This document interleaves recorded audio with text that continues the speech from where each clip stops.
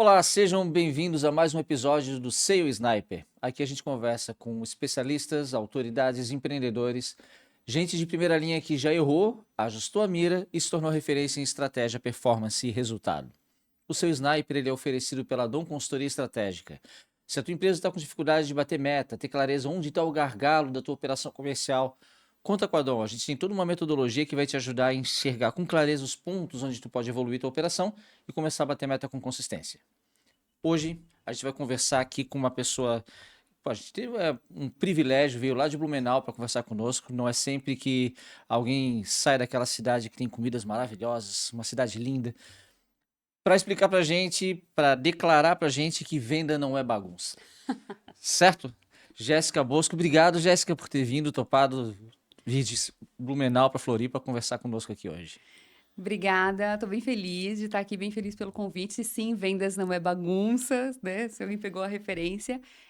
Quase que eu trouxe uma cuca lá de Blumenau. Ah, devia ter trazido. Devia ter trazido, eu não pensei nisso quando eu saí, mas podia ter rolado. Na próxima, Por favor, sabe que tem um dos nossos clientes que a gente fez um treinamento de vendas enterprise, que é a Premier Soft, lá de Blumenau. lá de Blumenau. Maravilhosos. E lá eles têm a hora da cuca. Então, A todo hora da. dia, assim, à Sim, tarde, tinha cuca, assim, 3, 4, 5, 6 tipos de cuca. E foi a primeira vez que eu comi cuca salgada. Tinha cuca de de linguiça linguiça Blumenau. Blumenau. Ah, Que coisa maravilhoso. maravilhosa. Isso Pô, aí.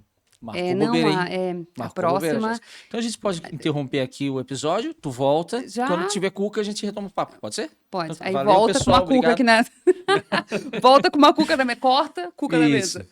Bom, Brincadeiras à parte, mas sim, hoje está chovendo, para quem não sabe que tá em casa, estava chovendo, Blumenau, estava ali o climinha típico de Blumenau, mas estamos aqui em Florianópolis, adoro vir para Floripa, tem uma magia diferente, mas gosto mesmo, é um berço de tecnologia, apesar de Blumenau também ser, e sempre que a gente vem para cá, a gente encontra gente muito boa, gosta de falar de vendas, então estamos em casa. maravilha. Tu tens o teu podcast que é Venda Não é Bagunça. Tu também estás à frente da Academia Rapport, né? E hoje és uma das mais requisitadas para treinamentos, autoridade. E quando a gente fala em geração de demanda, pré-venda, estruturação dessa área, teu nome inevitavelmente vai ser citado. Como venda não é bagunça, me conta qual foi a maior bagunça que tu já encontrou quando foi iniciar uma estruturação. Muitas. Nossa, a maior delas, já encontramos muitas bagunças, e a minha trajetória, ela passou por muitas empresas de tecnologia, e eu entendi que eu gostava dessa parte de estruturar, de chegar, colocar a mão na massa, colocar as coisas de pé, organizar a bagunça, literalmente. E aí, quando as coisas estavam ficando fáceis, eu me encaminhava para um outro desafio. Então, passei por empresas que tinham 25 pessoas na área comercial e chegaram a 50, passei por outras que não tinha nenhuma, cheguei quando tudo era mato e a gente foi estruturando. E dentro dessas empresas, apesar de ter bagunça, ainda considero uma bagunça organizada. Mas geralmente, quando a gente é contratado para fazer uma parte de consultoria, estruturação, ou até a parte de treinamento, é onde eu encontro mais bagunça. Porque as empresas, eu até falei isso esses dias no episódio que eu gravei com a Fê lá no Vendas Não é Bagunça. As empresas contratam profissionais, colocam e elas delargam o profissional. Ah, te contratei, vai lá, aqui tá uma lista, faz o teu trabalho. E esse é o princípio da bagunça, porque eu não tenho estrutura, eu não tenho processo, ninguém está acompanhando. O profissional sozinho, por si só, ele não sabe fazer, ele nunca fez, ninguém tá ali ensinando. E aí aquilo vira uma Um emaranhado. salada, não é nem de fruta, que daí seria gostoso, né? Mas vira uma salada de um negócio ruim.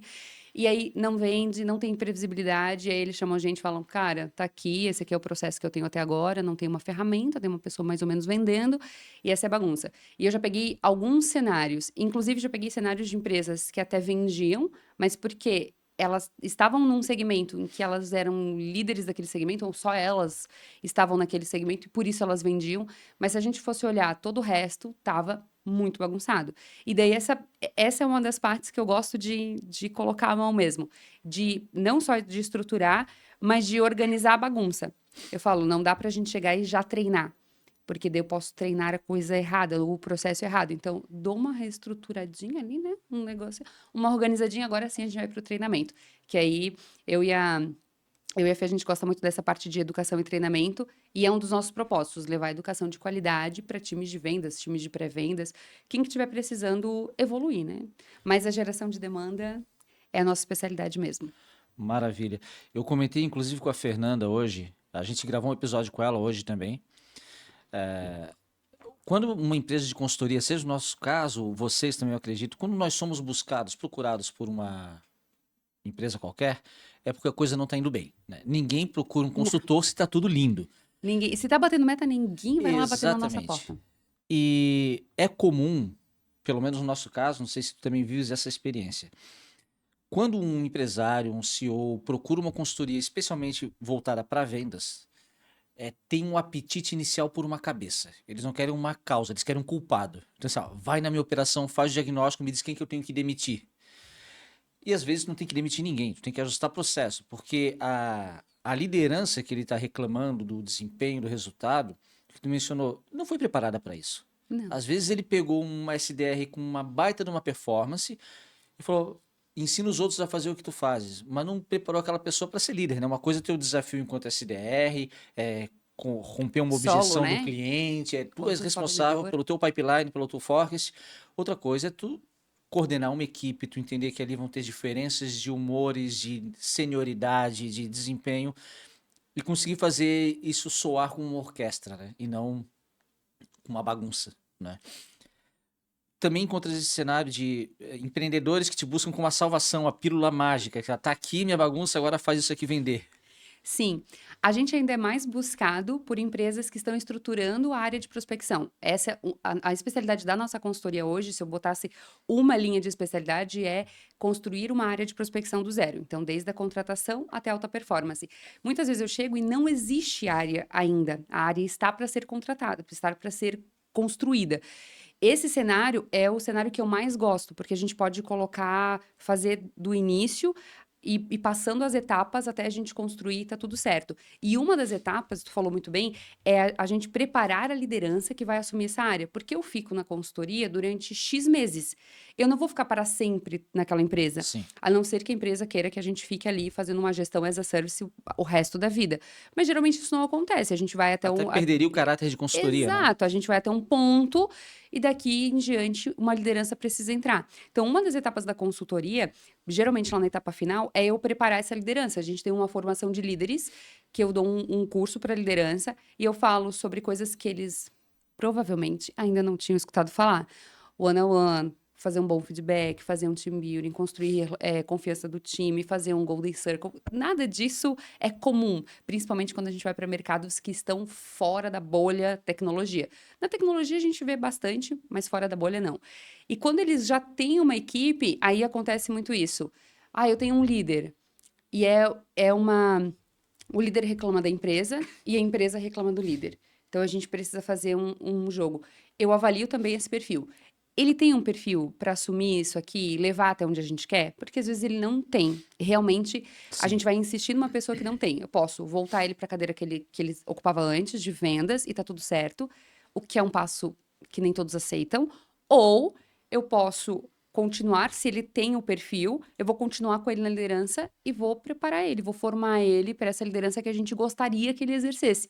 E que nesse momento ele não está exercendo. Ou reposicionar numa outra liderança, né? Às vezes a pessoa que não Isso. performa em pré-vendas pode performar em sucesso em outra área da Em empresa. outra área que vai precisar. Mas, geralmente, tem uma solução, tem uma salvação que é organizar o processo, preparar aquele líder e treinar aquele time. Quando a gente faz isso, a gente chega em bons resultados. A gente pegou uma vez uma empresa de Blumenau, a gente atende o mercado de Blumenau e região, então estamos muito por ali. E era uma indústria que nunca tinha passado por nada do comercial e sempre tinha sido muito empírico. E eles tinham, eu chamo de gestão escondida, porque a gente tem a gestão à vista e a gente tem a gestão escondida. E aí todas as ideias que a gente trazia para a liderança dele, não, eu não posso mostrar isso para os vendedores, porque daí um vai saber do outro e não sei o quê.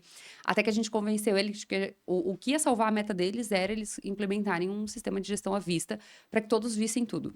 Eles implementaram, mudaram comissão e aí o resultado começou a vir. Ainda com a liderança em treinamento, o resultado começou a aparecer e aí a empresa, nossa, agora o líder está fazendo. Ele só não sabia o que ele tinha que fazer. O que ele tinha que cobrar, como ele tinha que cobrar aquilo, como ele acompanhava, o que ele mostrava e o que ele não mostrava, como ele conduzia a equipe. Então, o discurso que ele ia fazer para motivar a equipe, ele não tinha. Quando a gente deu essas ferramentas, eles começaram a entregar. Performar. Eles começaram a performar. E nós não mexemos na geração de demandas que eles tinham, na carteira de clientes, a gente não aumentou o número de nada disso. Ajustou o processo. Eles continuaram com a mesma carteira, com os mesmos vendedores, com o mesmo líder. Só que de uma maneira orquestradamente diferente. E começaram a entregar o resultado. Excelente. Tu comentou que gosta de pegar o processo do zero e estruturar, pegar... É melhor do que consertar, Sim. na minha visão, né? A gente percebe muita empresa quando não precisa necessariamente ser do zero, mas ela tem dificuldade. Esse trabalho de estruturação, ele é um trabalho, ele não acontece da noite para o dia. Não. Seja começar do zero ou consertar algo, todo o trabalho de estruturação é um trabalho de saneamento básico, né? Tu tens que fazer a fundação, isso demora. E o resultado, não bati meta durante 2 anos. Contratei agora a Jéssica.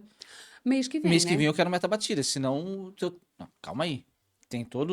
Tem pegar aquele líder que foi promovido e prepará-lo para a liderança e dar as ferramentas, né, a caixinha de ferramentas que ele precisa para fazer a gestão. Isso leva tempo. Hoje, com a tua experiência, quanto tempo, em média, seria assim, o ideal para... Não estou nem falando em performar, tá? Estruturar, preparar o terreno para... Ok, agora a gente começa... Porque quando a gente fala em estruturação, não é só processo, né? Eu vou contratar alguém, eu tenho que ter clareza de quanto tempo essa pessoa leva para Pra rampar, rampar. né? Então eu vou projetar uma meta que precisa de 5 pré-vendas, por exemplo. Hoje eu tenho 3. Aí eu pensar, quando chegar para 5 contratos, mas vai ter o tempo de rampagem desses outros 2 que vão entrar no meu time, né? Na tua experiência, quanto tempo para tu... Ok, aqui agora a gente começa a crescer. É uma pergunta que depende muito, porque vai depender do tamanho que essa estrutura vai ter. Se for contratar uma pessoa para gerar demanda e abastecer um time, eles sempre começam com testando, porque a empresa chega falando: eu acho que a prospecção não funciona no meu caso, mas eu quero entender se funciona ou não, porque até agora a gente fez e não tinha consultoria. Então a gente entra como um teste. Se ele for contratar uma pessoa e depois ele for escalar, em 3 meses eu já consegui organizar minimamente os processos, contratar as ferramentas e abrir essa vaga. E depois, nos outros 3 meses, eu contratei a pessoa e ela começou um processo de rampagem. Em 6 meses, eu tenho um profissional rampado ou minimamente rampado, entregando resultado, mas eu costumo dizer que ele já está entregando algo para a gente analisar o que a gente precisa mudar. E no primeiro trimestre eu dei uma organizada na bagunça. Então, verifiquei qual é o perfil, os canais, entendi qual é a ferramenta e coloquei. Se for uma operação maior, como a gente já teve cliente que, não, Jéssica, eu já preciso começar com 10 pré-vendedores. Preciso começar com 10, porque eu já tenho mais tantas vagas de closer em aberto e ele tinha um apetite por crescimento muito grande, tinham recebido um investimento, então eu precisava fazer uma escala rápida. Esse não é que ele escalou mais rápido em menos de 6 meses. Muitas vezes é o contrário, porque eu Sim. preciso de mais estrutura. Então, ali a gente precisou criar uma estrutura mais robusta. Mas, geralmente, as empresas que nos contratam, que precisam de 1 ou 2 pessoas, dentro desse primeiro semestre, eu já consegui colocar a ferramenta, estruturar o processo, colocar o script, contratar a pessoa, ela já está entregando, ele já está entendendo que funciona e ele já está se preparando para aumentar o headcount. Mas, quando a gente chega no primeiro diagnóstico, ele não faz ideia de qual é esse headcount que ele quer. Isso é interessante. Ele não sabe... não sei quantos. Quando a gente fala em diagnóstico, hoje tem um monte de anúncio de Instagram, coisas mágicas, assim, diagnóstico gratuito em 30 minutos, em 2 dias, a gente Esses dias eu vi um 24 assim, ó, horas. me deixe ser o diretor comercial da sua empresa Ah, eu por acho que eu 30 minutos e estruturar o seu comercial. Deu, mano, como? Assim, Cara, vim aqui me fazer na minha, ensina, então. exatamente. Olha, porque... Não, Não, eu vou contratar ele faz em 30 minutos, eu cobro 6 meses. Não tínhamos pensado nisso. olha só, Baita negócio. oportunidade de negócio. Oportunidade de negócio. Quando a gente está em negociação, eu falo assim, mas o diagnóstico eu já vi que tem gente que faz de graça, assim, se quiseres arriscar, o meu diagnóstico vai durar de 45 a 60 dias, começa por aí. Não será de graça. Não será barato. O assessment tem um... Mas a gente vai fazer análise de mercado. Então vai ter uma área de inteligência de mercado atuando, mapeando. Tu tá com a ICP correto? Tu tem segmentação da tua carteira? Tu tá sabendo enxergar quem são teus concorrentes? A gente vai fazer uma análise de negócio, de dentro para fora. O teu time sabe o que tu vende, o teu time está preparado, tens as pessoas certas nas posições corretas. A gente vai fazer uma análise de revenue, entendendo teu funil de vendas está com as etapas corretas, porque às vezes o cara contratei o HubSpot, Salesforce, tem o melhor CRM. Tu não precisa, cara, tu tens uma pessoa. Tu tá pagando caro, sem saber usar a ferramenta, uma ferramenta que precisa de um nível de customização muito alto. Altíssimo, Na tua altíssimo. operação, Nossa, isso me deixa muito. sim, vai ter casos que o Excel vai te atender melhor do que o HubSpot. Do que o Salesforce. Mas não Exatamente. vamos entrar no mérito de ferramentas. Mas a gente precisa fazer a análise, porque talvez sim tu precise do HubSpot. A tua operação ela já está robusta aí. Então, mas é fazer uma análise criteriosa de qual é o teu momento e o que tu precisas hoje, né? E aí depois também uma análise de posicionamento. A tua promessa de valor está correta? Quando a gente começa o diagnóstico, já falei isso em outros episódios, a gente começa entrevistando as pessoas. Então eu quero saber lá da ponta para ele o que é o negócio que ele está vendendo. E O que ele entende invariavelmente, dessa exatamente, solução, né? o que o SDR fala é diferente do que o dono pensa. Então, a última pessoa que eu vou entrevistar é o C-Level. É o último que eu quero ouvir. E só que na cabeça do C-Level, do diretor, CEO, ele acha que está muito claro para todo mundo o que é. E no fim das contas, o que tu falou, eu não preciso nem contratar ferramentas, eu preciso alinhar discurso. Isso aqui já vai fazer a minha performance naturalmente melhorar. Assim, então é isso que eu vendo? A pergunta chavão que eu faço é: finge que eu sou a tua avó na macarronada de domingo e me explica o que a tua empresa faz. Para tua avó, que ela não entende de tecnologia. Se não tiver claro, se não conseguir com clareza explicar qual é o teu negócio, tem alguma coisa errada no meio do processo de discurso, posicionamento, alinhamento. Todo esse Muito trabalho bom. de arrumar a casa, né, arrumar a bagunça. Às vezes a pessoa pensa que não está vendendo porque a pessoa é ruim, não. Só o teu processo está bagunçado, teu discurso não está muito bem alinhado. A gente já pegou casos, por exemplo, que a meta, tinha uma meta declarada, que era a meta empresa, e outra que era a meta real. Então, assim, a empresa declarava só, a nossa meta é 10, só que cobrava-se, por exemplo, o time de vendas, 4, porque essa a gente sabe que é a meta possível. Cara, então, não tem que ter a meta empresa, O vai 10, direto, se o essa é 10 não possível, existe. não, mas é que o conselho exige que seja aquela meta. Então tem algum erro, ou o conselho não está enxergando a tua operação como deveria, e aí que é o valor de uma consultoria, né? Pegar e falar as verdades difíceis de serem ditas. E, evidentemente, com tato, que a nossa intenção não é machucar ninguém. É só assim, cara, vem cá que a gente te ajuda a deixar isso bonitinho. Vamos correr atrás da meta certa. Quer vender 10? Então tá, só vai precisar ter mais insumo aqui, mais profissionais ali, né? Às vezes esse afã que tu comentou, quero 10 vendedores para ontem. Cara, isso pode ser um problemaço. E foi. É, Nessa operação foi porque eles não estavam preparados para colocar 10 pré-vendedores e contratar mais 10 vendedores. Eles geraram muita demanda nos primeiros meses e na cabeça do dono tava, nossa, explodindo, assim. Agora tá rolando e mas os vendedores não estavam preparados, eles não tinham sido rampados. Então, os vendedores não fechavam o que os SDRs... Os SDRs, a gente conseguiu treinar os SDRs mais rápido do que o time de vendas. O ciclo dele ficou mais longo do que deveria. E aí, como eles não estavam fechando, ele falava, cara, mas a gente gerou demanda. O problema está aqui no fechamento. E realmente eles estavam gerando uma demanda qualificada.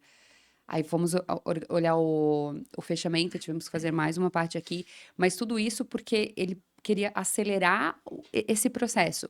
Se tivesse começado com 2 ou 3, rampado, e aí depois, né, chegado a 5, dobrado de 5 para 10, ok. Mas do 0 para 10 foi, né, 10 vezes o que ele já não tinha. Como a gente, em várias empresas, a gente já dobrou operações. Então, eu já entrei em empresas que tinham 6 e viraram 15, entrei em empresa. A última empresa que eu coordenei, nós tínhamos 25 profissionais e viraram 50 na minha área. E nós dobramos, dobrar é ok, mas de 25 para 50 já tem um belo desafio. E ali, por mais que eu colocava de 4 em 4 todo mês, né? De 5 em 5, então em 6 meses a gente dobrou a operação. Em alguns momentos eu já senti que a gente estava acelerando, porque nós estávamos perdendo eficiência em algumas pessoas, eu não estava conseguindo acompanhar tão de perto. Aquela rampagem que deveria levar 1, 2 meses, porque nós tínhamos um desafio de rampar rápido, estava levando 3, 4, 5, mas por quê? Quanto mais eu acelero aqui, eu vou perdendo se eu não tiver gente para acompanhar. Se eu tenho só um líder olhando para tudo isso, uma hora ele vai espanar, ou ele não vai conseguir, ele não vai dar conta de olhar para todas as coisas ao mesmo tempo. Esse é um erro comum também. Não, já só vou crescer, coloca mais gente, ou coloca mais dinheiro. Em muitos casos a gente entra E ele fala assim, não, porque a consultoria tem que se pagar. Mas o valor que ele está pagando da consultoria, se ele colocasse esse valor em colaborador, não ia chegar naquele resultado. Não é isso. Sim. Não é, eu deveria estar investindo. Se ele colocasse esse mesmo dinheiro no marketing, ele não ia ainda chegar naquele resultado. Ele precisa daquele ponto da estruturação.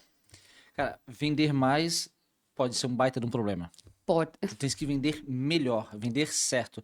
Nós já tivemos um projeto em que ele tinha um volume de 20 vendas, a gente entrou e diminuiu para 6 vendas mês. Propositalmente.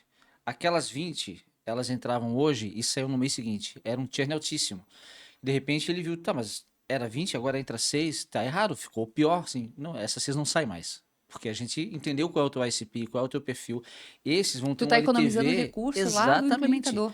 E agora, bingo, é isso. Ele quer calcular um olho muito forte no CAC, desprezando a LTV, ou desprezando o COGS, né, que é o custo de servir.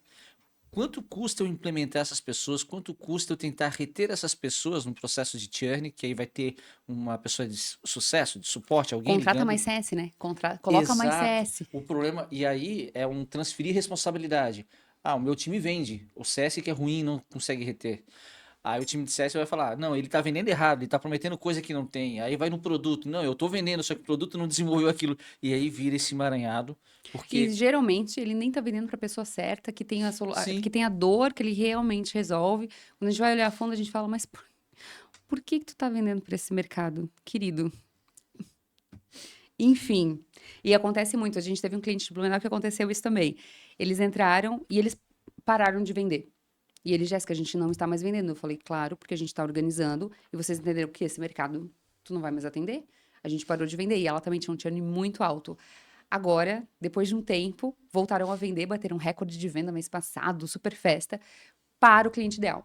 Para aquele perfil que a gente falou que no mês seguinte não vai sair, porque ela estava com um churn altíssimo. É exatamente e o normalmente, mesmo cenário. na hora que tu acertas o perfil do cliente, é quase que mágico, o ticket sobe.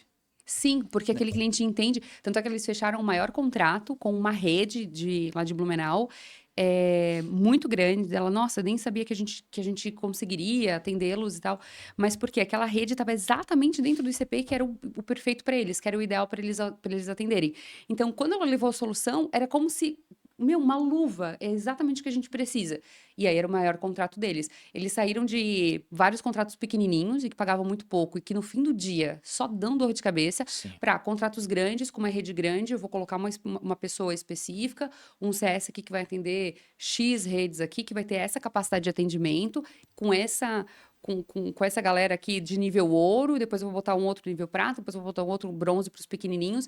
Mas a ideia justamente era essa: tirar os pequenininhos e quando eles iam caindo, dava uma dor no coração, mas ela entendia que era parte do processo, para a gente conseguir colocar a galera grande que não vai cancelar por qualquer um dia sem venda, né? Principalmente porque era um sistema voltado para essa rede de varejo. Então, não vende um dia, já cancela o sistema. Não, essa rede grande não vai fazer isso.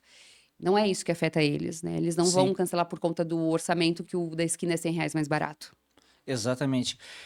Aqui está o valor da estruturação, né? Eu entendo, por exemplo, quando eu faço uma análise de negócio, eu posso saber se a minha modelagem comercial está correta. Porque eu posso. Esse meu cliente, que seria o Tier 1, o ouro, que vale a pena, que ele vai ter um ticket mais alto, ele vai ficar mais tempo comigo, a minha equipe própria pode atender. Esse meu cliente menor, que gera um serviço enorme, eu posso criar um canal indireto. Eu posso criar franquias, eu posso criar representantes. Tem uma série de possibilidades comerciais de. Eu não vou necessariamente abandonar aquele cliente, eu só vou atendê-lo de outra maneira. Porque para um franqueado, pode ser. Eu trabalhei com esse modelo na Lynx, por exemplo. Lá, as verticais têm redes de franquias que dão uma capilaridade enorme, eles conseguem acelerar muito o crescimento. E o franqueado, ele cria sua pequena estrutura de suporte, de CS, desonera a empresa e eu vou focar no grande cliente, E no todo cara mundo que ganha. todo mundo ganha. Então eu pego lá, Maravilhoso. aqui é o valor de segmentar minha carteira. Meu tier 1, 2 e 3 eu atendo. Eu vou ter lá um tier 4 ou então assim, um 0, 1, 2, um high ticket. Esses são meus.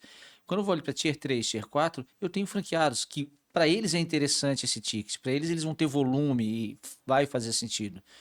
Então, dá tempo E ao às vezes tempo. eles vão estar na região do cliente, eles vão visitar Exato, presencial, exato. vai ter um contato mais próximo do que eu que estou aqui em uma cidade específica, atendendo essa região aqui, e o foco deveria ser esse. Perfeito, perfeito. Quando a gente mapeia o perfil do cliente ideal e a persona, tudo muda. Assim, o modo como eu vou vender para ele muda, o modo como eu vou me conectar e comunicar com ele muda.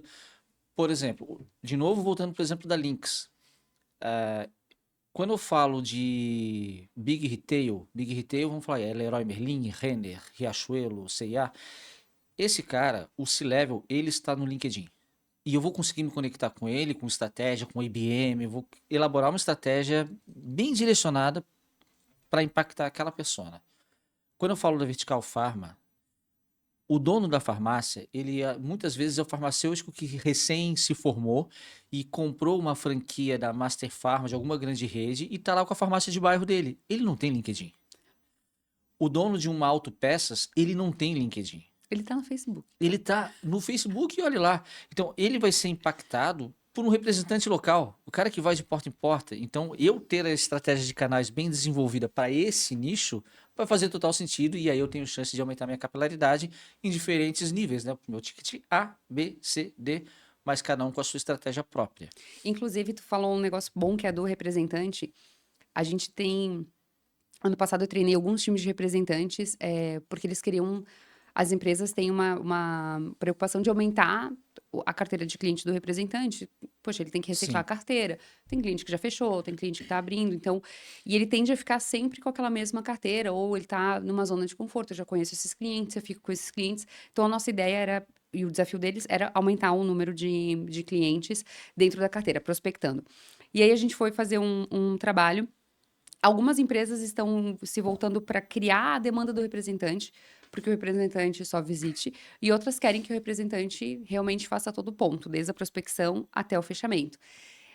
Só não dá, durante um período, a gente até acreditou que daria para fazer, não dá para as empresas acharem que da noite para o dia elas vão poder se livrar ou descartar esse profissional, e agora eu vou fazer tudo interno, porque eu ainda tenho mercados que voltaram a se conectar como a gente se conectava antes da pandemia, e voltaram muito para o presencial. Então a gente teve um boom de tecnologia, a gente faz tudo online, ok, mas agora a gente, com essa, e eu chamo, né, trazendo aqui para a parte de tecnologia, a tecnologia acelerou muita coisa, mas também acelerou a parte ruim, de golpe, das pessoas se desconfiando, principalmente empresas que tenham gestores mais velhos, eles preferem que você vá lá presencialmente, ele quer tomar um café, ele quer te conhecer. Então, muitas vezes, quando a gente vai trabalhar com empresas tradicionais, lá de Blumenau também, dificilmente ele me chama para uma videochamada. Ou eu falo com ele, a gente pode conversar? Jéssica, tu consegue vir aqui tomar um café?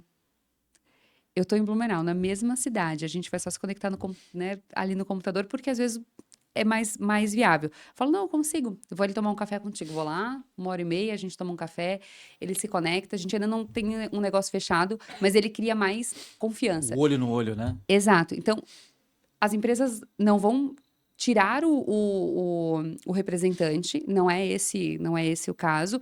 Elas precisam sim abrir um canal novo de vendas, como um vendas interno, né?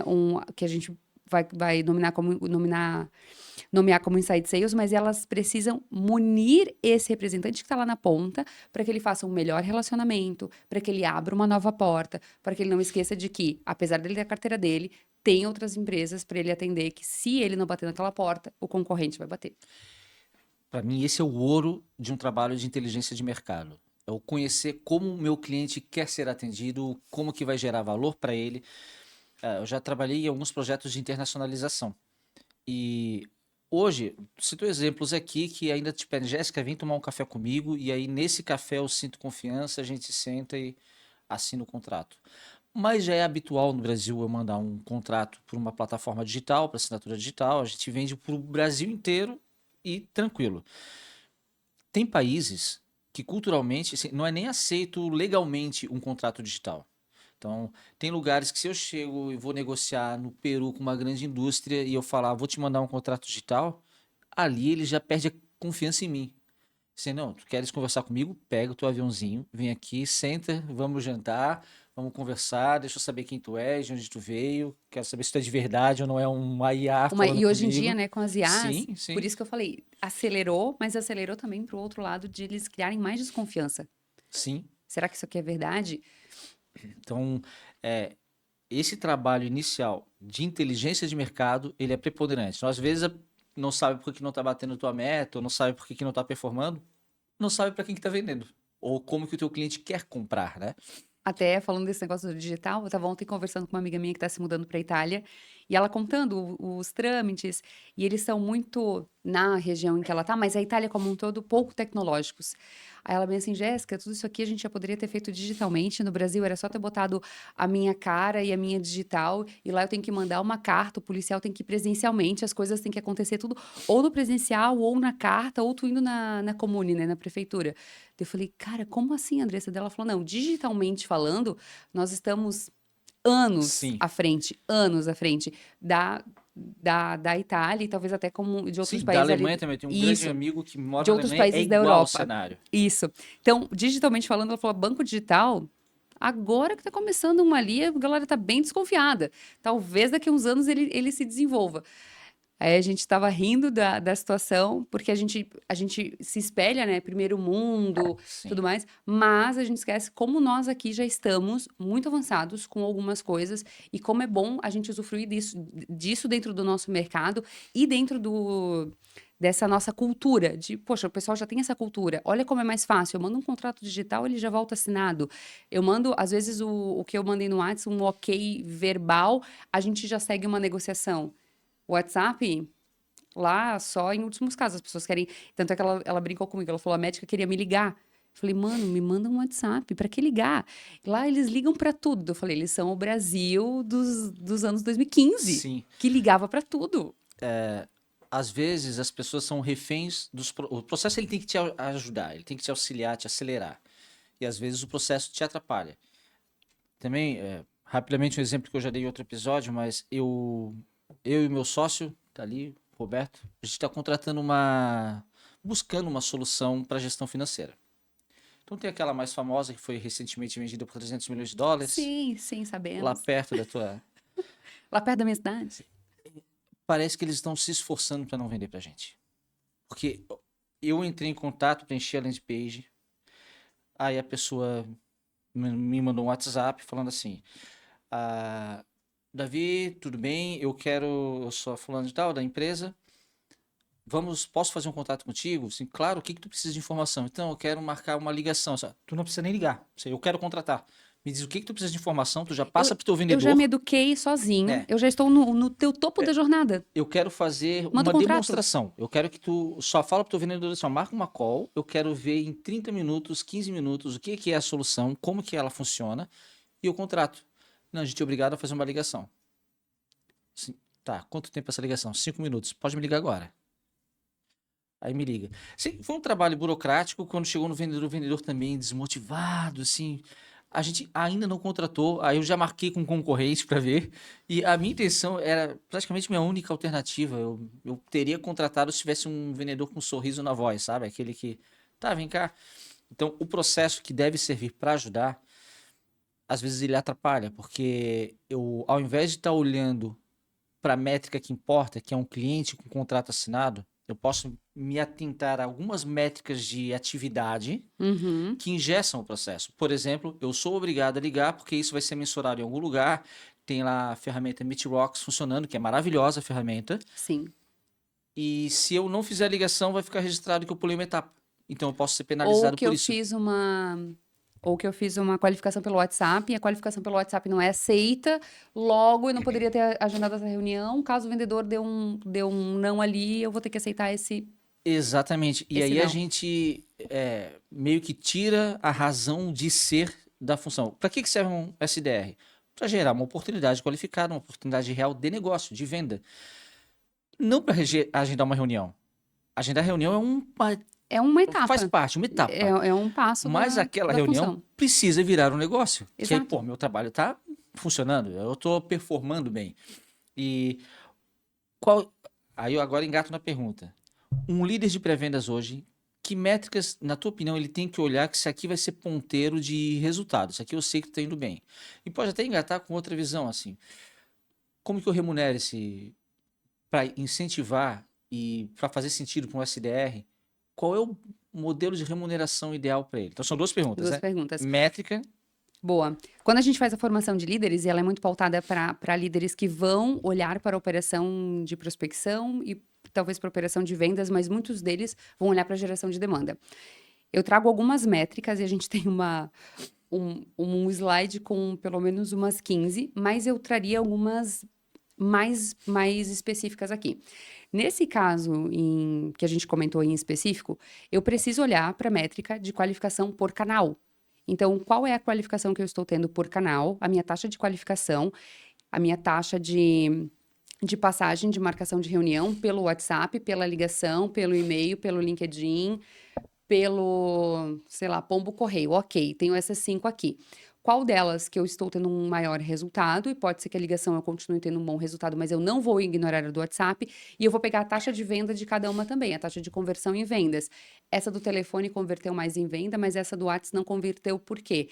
Caso o motivo de perda dessa taxa de conversão do WhatsApp seja porque o lead chegou sem preparo na reunião ou o lead não estava qualificado o suficiente, eu posso dar um passo para trás e falar, gente, precisamos fazer uma ligação. Vocês estão entendendo que essa taxa aqui, quando o lead chega lá na frente, ele não está preparado e a gente está tendo uma perda aqui. Agora, se todo mundo que está passando pelo WhatsApp está chegando lá e ele já está pronto para comprar, ele está no meu último nível da pirâmide, em que a prospecção e o inbound são uma jornada de educação, e ele está no final da jornada de educação, ele já viu ele já assinou uma newsletter, ele já viu um vídeo no Instagram, ele acompanhou um conteúdo no LinkedIn, ele assistiu um webinar, ele viu uma demonstração no YouTube, ele está pronto para assinar. Ele precisa tirar poucas dúvidas e seguir. Só que como é que eu sei disso quando o pré-vendedor consegue minimamente perguntar isso? Onde é que tu conheceu a gente? Então, a primeira pergunta do inbound, a gente está falando do inbound porque tu foi atrás, não deveria ser uma pergunta de qualificação, de quantas pessoas você vai ter na equipe. A primeira pergunta do inbound deveria ser, o que te motivou a procurar a XPTO agora? Quase que eu falei o nome. A XPTO agora. O que te motivou a procurar a gente agora? E aí tu vai falar, ó, já acompanho vocês nesse canal, né? Estou nesse momento aqui e já quero contratar.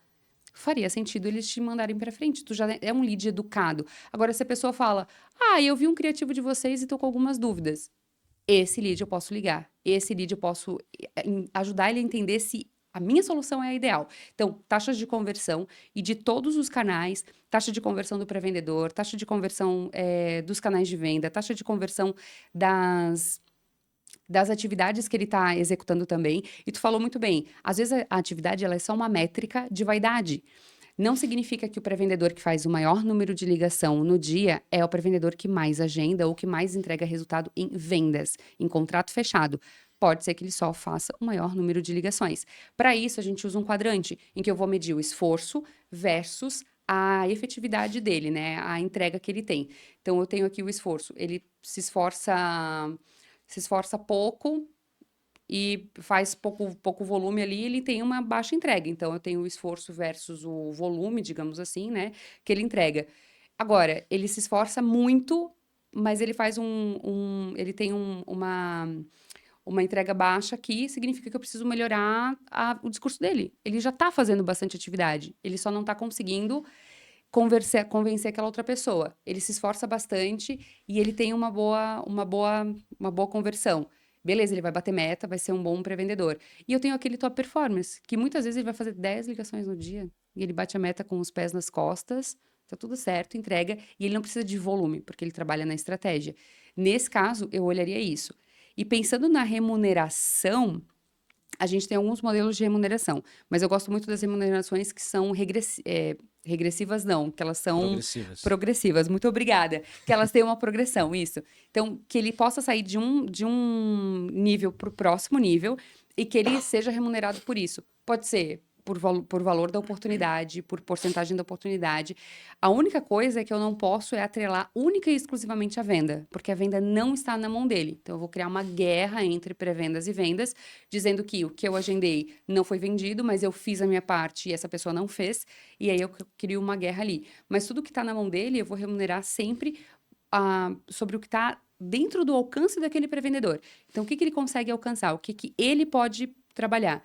Ele pode gerar uma agenda, ele pode gerar uma qualificação melhor, ele pode gerar um interesse num lead que estava desinteressado, ele pode gerar na prospecção.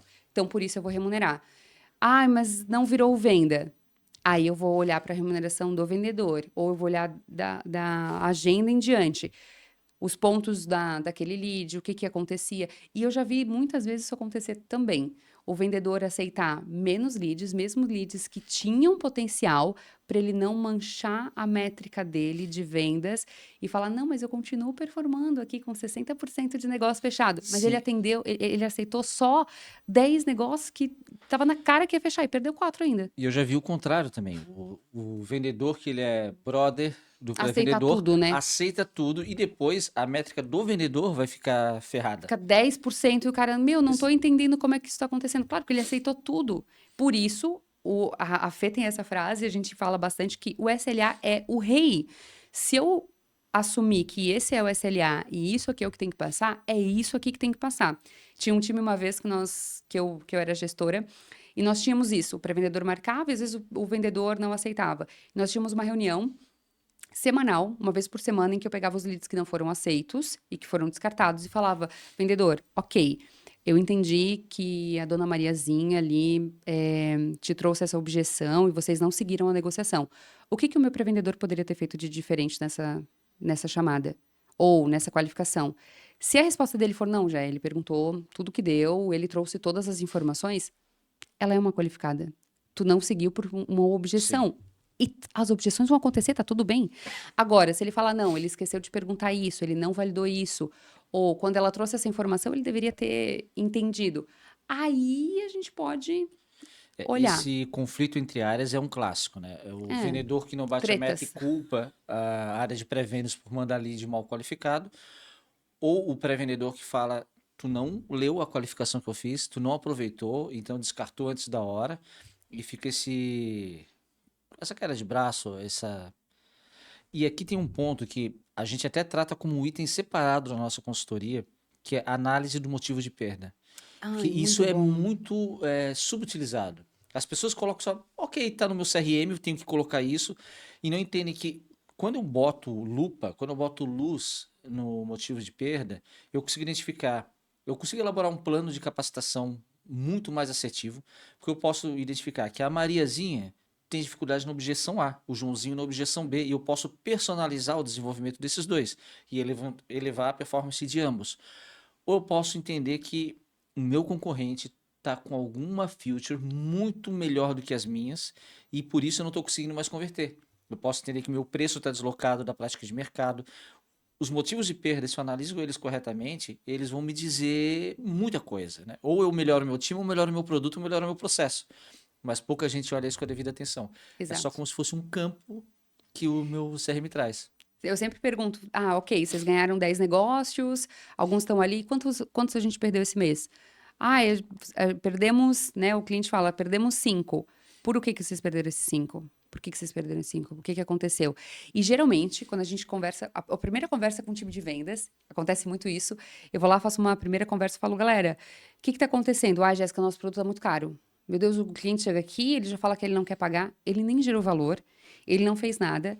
E é claro que o cliente não tem uma visão de valor, ele tem uma visão só do preço. Então, ele não está comprando aquele valor. Ele está comparando, tu custa 1.000, mas tem um coleguinha ali que custa 500.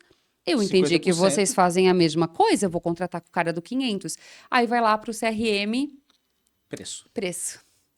Fechou com o concorrente, preço mais barato. Só que, se a gente analisar, esses dias eu até fiz um texto no LinkedIn sobre isso. Muitas vezes, a gente não está perdendo negócios por conta do preço. A gente está perdendo porque a gente não gerou valor suficiente. E, inclusive, muitas vezes o teu cliente falou que ele fechou com um concorrente. Se você for analisar, o concorrente era mais caro. Ele era mais caro do que você. Eu já perdi negócios para concorrentes que eram mais caros, que provavelmente entregavam o que o cliente estava buscando. Quando a gente conversou, eu talvez não entendi, não consegui conectar aquele valor, e ele foi para uma outra consultoria que talvez era mais cara, ou comprou um outro curso que era mais caro. Então, não é só o preço. E eu tenho um ranço quando a pessoa fala assim, ai, porque é só o preço. Não é, eu tenho certeza que não é o preço. E se esse cálculo foi feito e o teu produto custa 1.000 e não custa 500, é porque ele entrega alguma coisa para custar 1.000. E tu tem que fazer esse cliente entender o porquê que ele está custando esse 1.000. Não tem o porquê só porque eu quis ser mais caro do mercado. Sim, e normalmente, quando tu pega um profissional específico e que o motivo de perda dele mais comum é preço, e tu vai escutar uma ligação, é super comum ele, ao final da ligação, ele passa o valor e fala assim, mas eu posso te dar um desconto. Nossa, Né? Então, ele já tá vendendo desconto sem ter tido objeção nenhuma por Porque na preço. cabeça dele é caro. Ele Exatamente. tá pensando com o bolso dele, não com o bolso do cliente. Ele não entendeu o valor. E aí, de novo, a gente volta pro início do nosso papo, que pode ser só um alinhamento de negócio. Exato. Ele não entendeu, tá, que dor eu tô resolvendo de fato? O que que eu agrego pro meu cliente? Por que que faz sentido ele comprar de mim? Quanto que ele economiza se ele botar minha solução? O que que é ROI? Como que eu comprovo meu Eles não retorno sobre sabem. investimento? Essa semana eu estava fazendo um trabalho para uma empresa e fui escutar algumas ligações, faz parte, né, do nosso trabalho. E aí era um time de SDRs e o time de SDRs não aplicava nenhuma técnica nenhum framework de qualificação estruturado. Eles seguiam uma linha de SLA, tinham um padrão, mas não tinham uma linha de nenhum framework. E aí eu tô trabalhando com o Spin, porque eu gosto bastante do Spin, mas a gente poderia colocar qualquer outro que funcionaria. O Spin é só a lógica da conversa Sim. para eu organizar. Qualquer outro É um framework método. caberia ali. Aí eu falei, beleza. Quando eles chegam no final da ligação, o pré-vendedor passava uma estimativa de preço. Eu falei, tu entende que ele tá passando uma estimativa de preço, mas eles não tocaram em nenhuma vez no ponto problema principal? Porque ele não levantou um problema. Então, era eu falando contigo e tu fala assim, ah, Jéssica, eu tenho um Fiat Uno. Muito legal, a gente trabalha com Fiat Uno. Aí a gente faz isso, a gente faz aquilo, e zaz, aí vira o Chaves, né? E zaz, nananana. Eu falo que é o síndrome do Chaves. Mas eu não perguntei mais nada. Eu pulei de situação para solução, que é um dos principais erros que os pré-vendedores cometem hoje. E os vendedores também, quando fazem um diagnóstico mal feito, quando fazem um discovery mal feito. Ele falou A, eu já entendi que ele quer tudo pro A e eu já vendo A. Mas entre o A e o que ele realmente quer, existe o problema real, Sim. que eu não estou mapeando. Então, eu não tenho implicação, porque eu não fiz um problema, Tens filhos? tenho filhos. Eu tenho 3. Se alguém for me vender um carro e falar que ele é esportivo e super rápido, perdeu ali. Exatamente. Mas falar que tem um porta-malas Eu tô que fazendo, cabe. eu tô fazendo uma cotação, bem lembrado, eu tô fazendo uma cotação, a gente vai viajar, eu e meu marido, agora em novembro, e tô fazendo uma cotação para alguns dias de locação de carro, porque lá na cidade que a gente vai estar, eu preciso alugar um carro. E aí eu já devo ter falado com umas 10 empresas de locação de carro, todas elas querem alugar para mim um SUV, mas eu tô em 2 pessoas, sem grandes malas, 2 pessoas. Aí uma única agência me perguntou, Jéssica, eu tenho alguns modelos de carro, dentre esses aqui, categoria A, categoria B e categoria C. Qual deles ficaria mais agradável para você? Eu falei, tanto faz, não tenho preferência, eu quero olhar os valores mais econômicos, porque, gente, eu só vou precisar do carro 3 dias, eu não vou comprar esse carro para minha vida inteira, é só para eu me deslocar do ponto A ao ponto B, a única coisa é que ele precisa ser automático. Beleza. Ela me mandou algumas opções, falou, ó, já que vem só tu e teu marido, essas 2 aqui te atenderiam super bem, mas se tu quiseres uma melhor, aí eu tenho essa daqui super premium, mas eu nem te aconselho, porque são R$ 1.000 de diferença para E 3 dias. Eu falei, amiga, você entendeu. Você é uma vendedora. E ela conseguiu me convencer e ficou muito mais em conta do que todos os outros SUV que foram me oferecidos. Porque eu não preciso eu não vou com uma família de 10 pessoas. sim. Eu vou em 2. E Ven- ninguém me perguntou em quantas pessoas eu estava. Perguntar, né? Acho que vender é resolver problema, tu só resolve o problema sabendo qual é o problema. E tu vai descobrir perguntando. Perguntando. Perguntando. E aí eu conecto com um post teu maravilhoso. Aliás, falar aqui, dica pro... Sigam a Jéssica. Ela faz uns posts provocativos, muito bons. É verdade. É aquele que faz parar pra pensar e às vezes dá risada. E aí tem um post teu. É ali que eu recebo hate, tá? É nesse Tu ali. recebe hate. Mas eu gosto dos hates. É, Ele, né, viraliza. Quanto mais teve um gente. excelente que viralizou, que foi o cara da cadeia tá ganhando de ti. Cara, cada cara da Cara, cadeia. isso é maravilhoso. E eu fiquei com muita raiva. Como que eu não tive esse pensamento antes, cara? Eu queria ter feito esse post. Ele é muito bom. Que de fato, todo dia tem alguém dentro de um presídio dando golpe em pessoas e ligando e telefonando. E a gente tá aqui fazendo um trabalho correto. E às vezes eu tenho medo de ligar. Exato. Como que eu perco esse medo? Como que eu paro de apanhar pro cara do presídio e começo a vender mais e melhor? O meu não é um golpe, o meu é verdade. Como que eu faço, transponho essa arrebentação aí?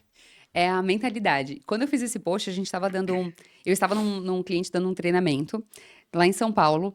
E aí, um dos pontos do time de SDRs era que elas tinham muito medo da ligação. Então, a gestora já tinha brifado, eu e a Fê, falando: ó, meninas, elas ficam muito travadas, elas têm dificuldade de ligar. E nós temos um exercício que a gente sempre leva nos treinamentos para trabalhar essa mentalidade. Falei: pode deixar, vou trabalhar esse exercício com elas.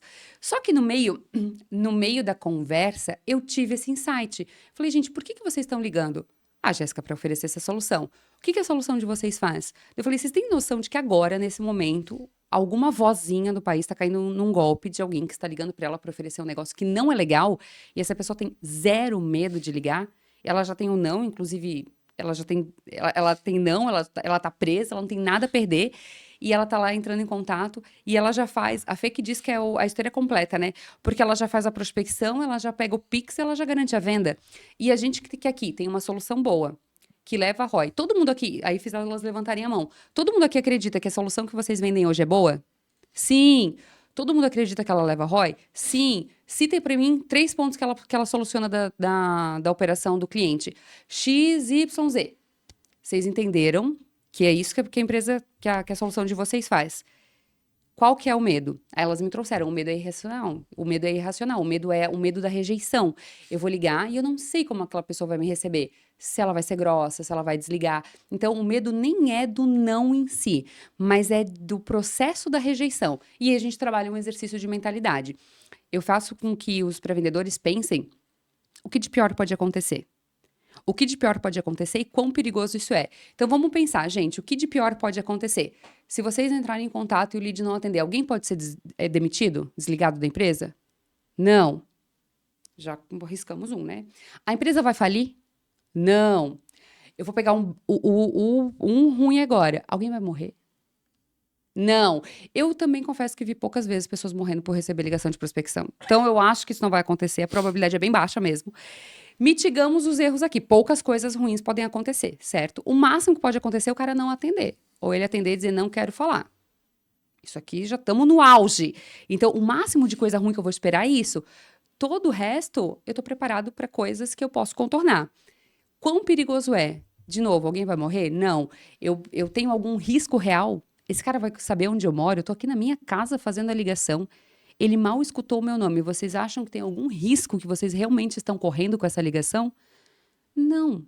Então, vamos lá, é pouquíssimo perigoso e pouquíssimas coisas ruins podem acontecer. O que eu tenho que fazer agora? Ligar. E elas queriam, quando a gente finalizou, elas queriam sair na hora ligando. Eu falei: não, agora a gente precisa finalizar o treinamento. Segunda, era uma sexta-feira. Segunda, daí vocês ligam. Mas é uma mentalidade, é a mudança da mentalidade. Se nada de perigoso vai acontecer, eu vou entrar em contato. E eu vou parar de torcer para a pessoa não me atender. E eu vou fazer o contrário. Eu vou torcer para ela me atender, para eu conversar com aquela pessoa e falar: cara, olha que legal essa oportunidade que eu tenho para você hoje. E eu preciso, o primeiro passo, acreditar que o que eu vendo é bom. Se eu não acreditar, se tiver meia boca, eu não consigo fazer o exercício da mentalidade. Tem a técnica, conversei com a Fê, né? O EPA. Sim. O estudo, preparação, personalização e ação. Que é maravilhosa. E hoje isso é pouquíssimo feito. Mas pouquíssimo feito. Se é que... Né? Não, haja vista as abordagens que a gente recebe em LinkedIn, por exemplo. Chavão. Olá, Davi. A nossa empresa resolve problemas com empresas iguais à Dom. Nós gostaríamos de marcar, porque... Se eu perguntar, o que a Dom resolve? É super comum eu receber abordagens de empresas que fazem o serviço que eu faço. Exatamente o mesmo serviço, né? Eu também recebo cara, muito. Tu nem me pesquisou, né? Tu nem me pesquisou, não deu um mínimo de trabalho. Ela jogou lá no Liquid Helper, colocou lá empresas ou colocou cargo, que é muito comum. Sim. CEOs, vai.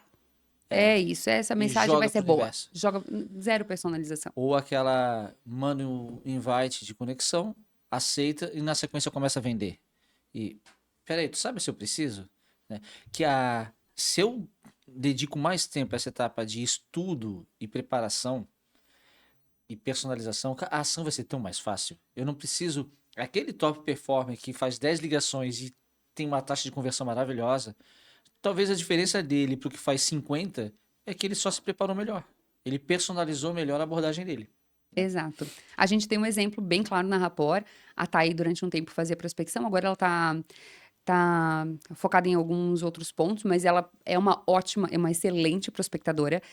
E ela é um exemplo de pessoa que faz 10 ligações no dia, e se ela agendar 10 e ela conseguir conversar com os 10, eu não tenho dúvida de que provavelmente ela sai com 10 agendas.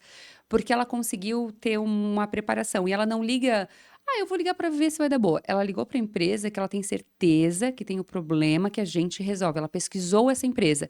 Então, no funil dela, ela não vai trabalhar com 300 empresas. Não tem 300 contas para ela trabalhar. Ela vai trabalhar com 50 contas estratégicas para gerar 30 boas agendas no mês.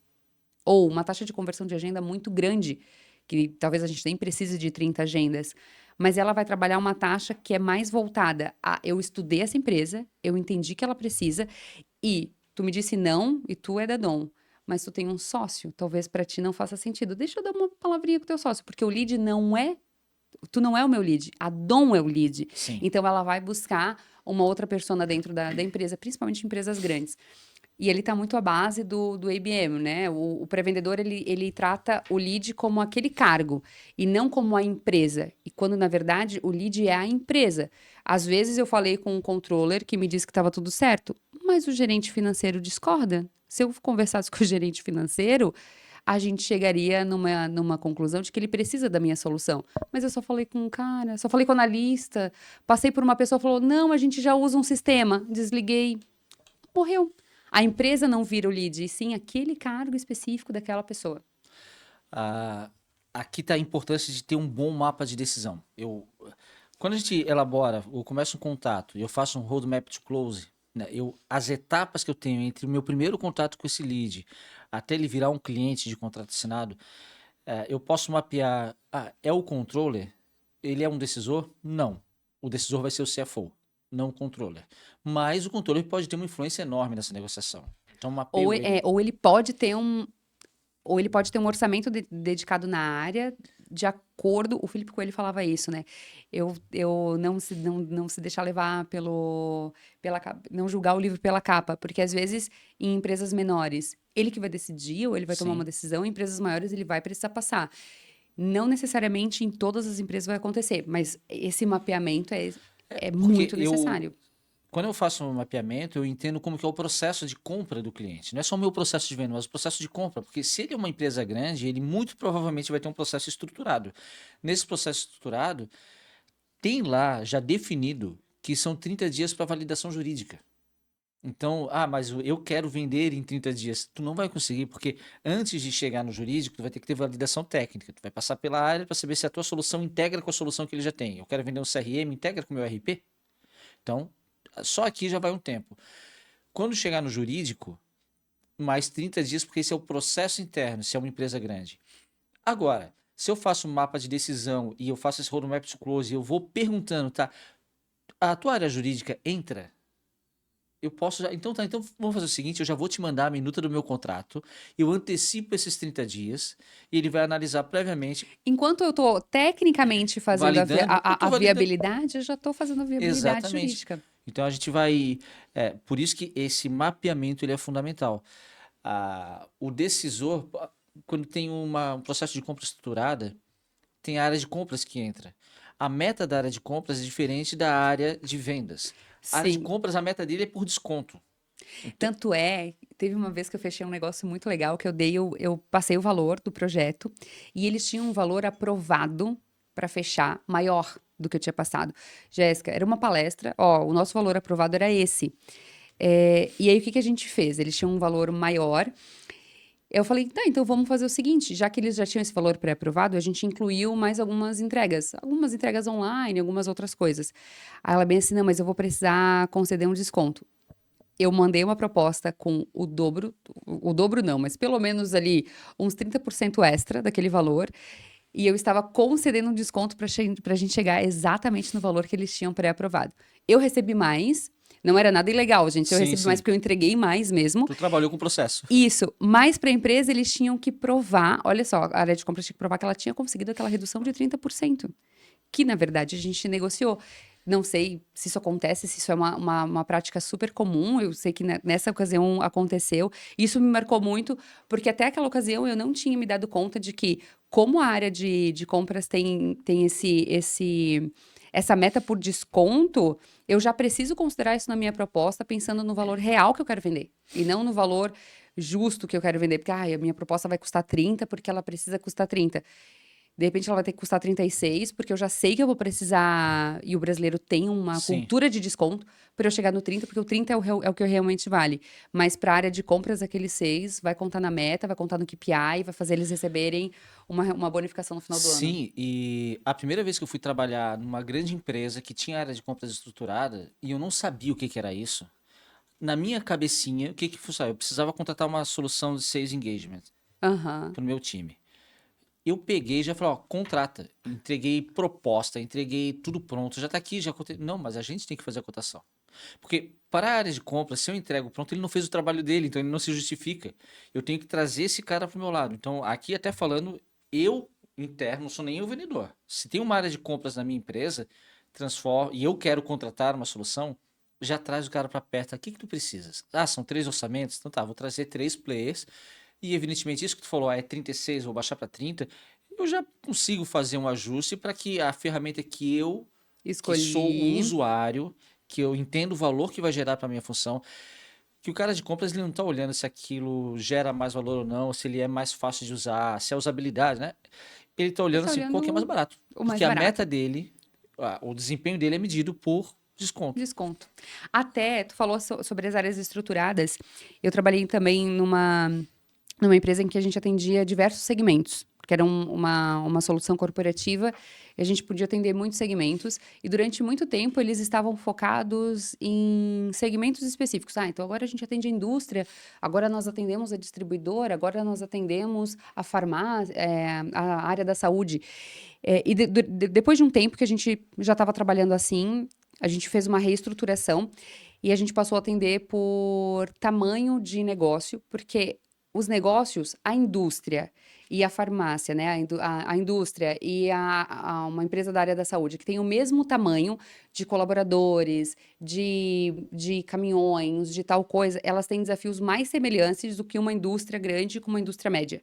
Então, os desafios entre o tamanho da empresa, eles ficam mais semelhantes porque ela tem as mesmas áreas, Sim. elas têm as mesmas estruturas, elas têm os mesmos problemas do que, mas a indústria com indústria. Então, eu não poderia vender para todas as indústrias iguais e para todas as empresas de saúde igual. E sim separá-las por Segmentação. um range. Exatamente, uma segmentação de tamanho. Aí a gente fez uma reestruturação e a gente criou uma célula de pequenas empresas, de médias empresas e de grandes empresas, né? De contas maiores. E aí, isso pro SDR era um pouco difícil dele entender. Mas, Jéssica, são duas indústrias têxteis. Como assim elas são diferentes?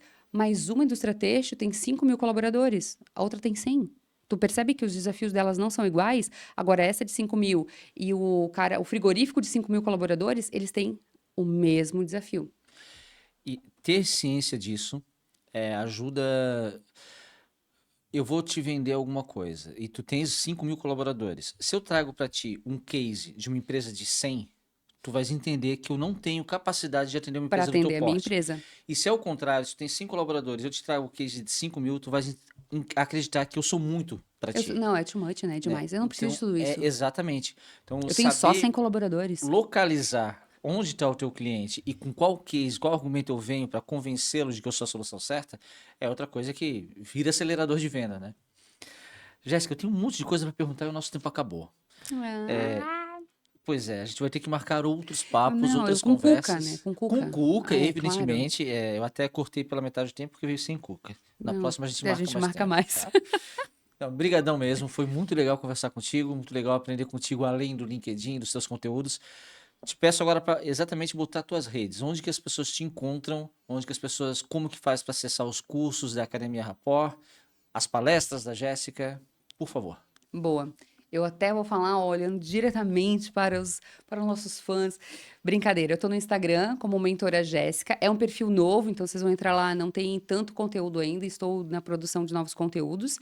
Tenho também o canal no YouTube. Inclusive, eu tô com uma série agora de 8 episódios falando sobre introdução ao pré-vendas, porque esse movimento de introdução ao pré-vendas voltou com bastante força.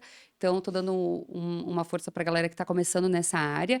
São 8 episódios. Toda quarta-feira, às 7 da noite, eu entro ao vivo para falar sobre um ponto da estruturação ou da introdução para eles. Então, meu YouTube também é Mentora Jéssica Bosco. E lá no YouTube já estão alguns dos primeiros episódios do Vendas Não é Bagunça. Inclusive, o da Fernanda já tá lá também. No Spotify com Vendas Não é Bagunça e no LinkedIn como Jéssica Bosco. Tanto no LinkedIn quanto no Instagram, já tem ali no meu perfil os contatos para vocês contratarem. Ah, preciso de uma palestra, preciso de um curso. E tem também os contatos da Academia Rapport, que é voltada para pré-vendedores ou empresas que têm um time de pré-vendas e querem melhorar a performance. Durante muito tempo a gente focou em prospecção, em pré-vendas, mas hoje eu tenho um time que gera demanda, seja uma secretária, um pré-vendedor, um representante, ele precisa prospectar, o curso é especializado para a área de prospecção, também no inbound, mas é geração de demanda, especialista em geração de demanda mesmo.